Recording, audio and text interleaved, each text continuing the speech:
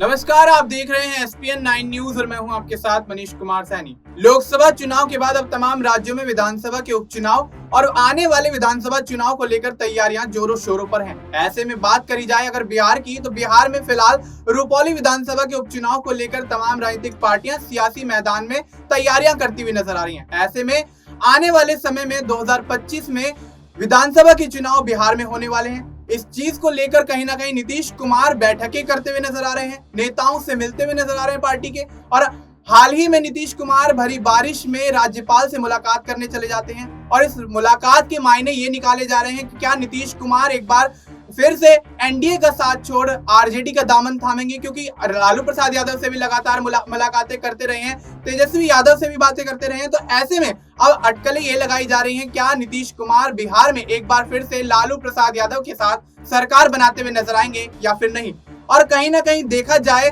तो नीतीश कुमार के बेटे निशांत कुमार की एंट्री ये संकेत देती है कि नीतीश कुमार अगर यहां से मुख्यमंत्री पद छोड़ते हैं तो क्या निशांत कुमार बिहार के अगले मुख्यमंत्री होंगे। तमाम सवाल इस मुद्दे पर निकल कर आते हैं और इन तमाम सवालों के जवाब लेंगे हमारे सहयोगी अक्षय से। अक्षय, बहुत बहुत स्वागत है आपका। अक्षय, क्या कुछ लगता है जिस तरीके से नीतीश कुमार बिहार के विधानसभा चुनाव को लेकर तैयारियां करते हुए नजर आ रहे हैं, राज्यपाल से मुलाकात करने पहुंच जाते हैं, अब निशांत कुमार की, उनके बेटे की एंट्री राजनीति में ये संकेत दे रही है। तमाम विपक्षी पार्टियां ये कहती हुई नजर आ रही है कि निशांत कुमार बिहार के मुख्यमंत्री के तौर पर देखे जा सकते हैं। तो क्या कुछ आपको लगता है इस मुद्दे पर? देखिए मनीष,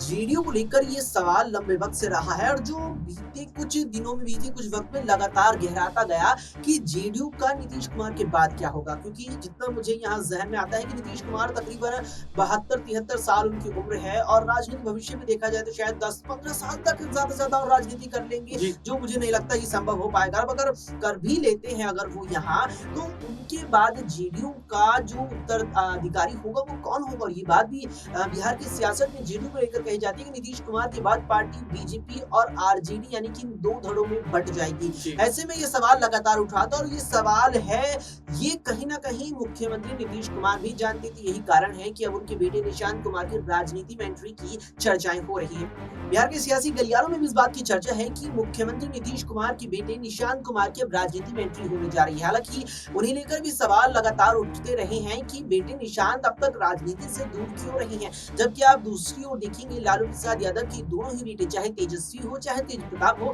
दोनों राजनीति में लगातार सक्रिय रहे हैं। और यही कारण रहा है कि बेहद कम उम्र में तेजस्वी यादव बिहार के डिप्टी सीएम बन गए थे। लेकिन अब यहाँ आरजेडी का तो एक बेहतर भविष्य है, लेकिन जेडीयू का क्या होगा, और उसी का जवाब देने के लिए नीतीश कुमार के बेटे निशांत कुमार की एंट्री होने जा रही है। लेकिन सवाल भी यहाँ पर ये उठता है कि राजनीतिक रूप से कहीं ना कहीं अपरिपक्व अभी यहाँ निशांत कुमार नजर आएंगे, क्योंकि अनुभव नहीं है उन्हें राजनीति में। और 2025 के विधानसभा चुनाव जो बिहार में होने वाले हैं, कि नीतीश कुमार उसके बाद मुख्यमंत्री की कुर्सी पर काबिज रहेंगे अगर वो गठबंधन कर सरकार बनाने में फिर कामयाब हो पाते हैं, या वे अपने बेटे निशांत कुमार को मुख्यमंत्री बनाएंगे, या निशांत कुमार तेजस्वी यादव के डिप्टी सीएम बनेंगे। ये भी मुझे लगता है बड़ा सवाल है और उसका जवाब शायद कुछ वक्त बाद नीतीश कुमार ही देते नजर आए। जी बिल्कुल, तो यहाँ पर अब नीतीश कुमार के बेटे की जिस तरीके से बिहार की राजनीति में एंट्री हुई है, उसको लेकर कहीं ना कहीं तमाम राजनीतिक पार्टियां कयास लगा रही हैं कि नीतीश कुमार अपने बेटे निशांत कुमार को कोई बड़ी जिम्मेदारी सौंप सकते हैं। बिहार के विधानसभा चुनाव नजदीक हैं और ऐसे में और ये भी कहा जा रहा है कि क्या नीतीश कुमार के बेटे निशांत बिहार के मुख्यमंत्री के तौर पर देखे जाएंगे, क्या नीतीश कुमार बिहार की राजनीति से अब अपनी राजनीति का सफर समाप्त करते हुए नजर आएंगे। तो अब ऐसे में देखा जाए तो कहीं ना कहीं सम्राट चौधरी भी एक्टिव होते हुए नजर आते हैं। अक्षय, तो अक्षय, सम्राट चौधरी जिस तरीके से एक्टिव होते हुए नजर आते हैं और देखा गया है कि लोकसभा चुनाव के दौरान से ही नीतीश कुमार पर तमाम हमले करते हुए नजर आए और ये भी कहते हुए नजर आए कि मैं अपनी पगड़ी जब भी उतारूंगा, अपने बाल तभी मुंडवाऊंगा जब नीतीश कुमार को मुख्यमंत्री पद से हटा दूंगा। तो अब देखा गया है कि हाल ही में सरयू में स्नान करने सम्राट चौधरी पहुंचे और वहां पे अपनी पगड़ी हटाते हैं और वहीं पे अपने बाल भी उन्होंने मुंडवा दिए। तो क्या अब ये अंदाजा लगाया जा सकता है कि नीतीश कुमार को हटाने की या नीतीश कुमार को राजनीति से निकालने की जिस तरीके से तमाम कोशिशें सम्राट चौधरी करते हुए नजर आए हैं, उसमें कहीं ना कहीं उनको कामयाबी की एक किरण यहाँ पर दिखती हुई नजर आ रही है। देखिए मनीष, आज ये जो पूरा कार्यक्रम था हुआ, अब इसे कार्यक्रम कहेंगे या एक प्लान यहाँ पर हम कहेंगे सम्राट चौधरी का, जिसे उन्होंने यहाँ अंजाम दिया। लेकिन आप देखिए सम्राट चौधरी का जो बयान उस वक्त आया था तकरीबन 1 साल पहले कि जी। जब तक मुख्यमंत्री की कुर्सी से नीतीश कुमार हट नहीं जाएंगे मैं अपने सर पर बंधी इस पगड़ी को नहीं खोलूंगा, ये कहते नजर आए थे सम्राट चौधरी। आज जब उन्होंने अपने सर से सरयू नदी में डुबकी लगाकर के उस पगड़ी को खोल दिया, उसके बाद उनसे ये सवाल किया गया कि आप तो यहाँ पर ये कहते नजर आए थे कि पगड़ी मुख्यमंत्री पद से नीतीश के हटने के बाद ही खोलूंगा, जी। आज क्यों खोल दिया? और इससे पहले ये सवाल दोहराया गया था जनवरी के महीने में जब नीतीश कुमार ने महागठबंधन छोड़कर के एनडीए गठबंधन में वापसी की थी, क्योंकि नीतीश कुमार से सम्राट चौधरी की जो तकरार थी जब दोनों विपक्षी दलों में थे, यानी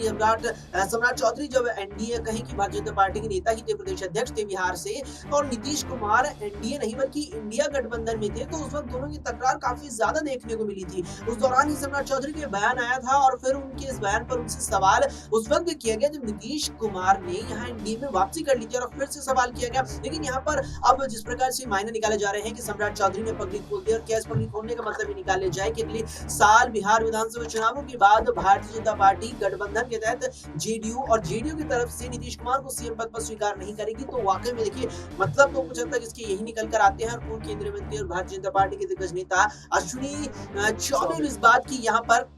साफ तौर पर जानकारी दे चुके, इस बात को इशारा कर चुके कि अगले साल बिहार विधानसभा चुनाव भारतीय जनता पार्टी अपने खुद के नेतृत्व में लड़ेगी, यानी कि जेडीयू का नेतृत्व अब की बार स्वीकार नहीं होगा, ना ही सीएम पद के लिए नीतीश कुमार स्वीकार होंगे। जी, तो जेडीयू का नेतृत्व स्वीकार नहीं होगा, नीतीश कुमार भी स्वीकार नहीं होंगे। अब देखना ये होगा कि लालू प्रसाद यादव किस तरीके की यहाँ पर रणनीतियां बनाते हुए नजर आते हैं। आरजेडी की तरफ से यहाँ पर क्या कुछ रुक रहेगा, जिस तरीके से सम्राट चौधरी अपनी पगड़ी खोल देते हैं, अपना सर मुंडवा लेते हैं, उसके बाद क्या सम्राट चौधरी अपनी ली गई प्रतिज्ञा को पूरा करते हुए नजर आएंगे? क्या नीतीश कुमार वाकई ही यहाँ पर सीएम पद से हटने वाले हैं? बिहार में क्या कुछ आगे आने वाले समय में होने वाला है, ये तो विधानसभा के चुनाव होने के दौरान या उसके परिणाम आने के बाद ही पता लगेगा। लेकिन फिलहाल अगर रुक किया जाए रुपौली विधानसभा के उपचुनाव पर, तो देखा गया है जिस तरीके से नीतीश कुमार यहाँ पर बीमा भारती को कहते हुए नजर आए थे, हमसे राजनीति सीखी है और हमको ही आंख दिखा रही, तो इस तरीके के बयानबाजी करना, और यहाँ पर रुपौली पर जिस तरीके से बीमा भारती उतरती हुई नजर आ रही है, तो अक्षय क्या कुछ लगता है जिस तरीके से बीमा भारती 6 बार की विधायिका रुपौली विधानसभा से हैं,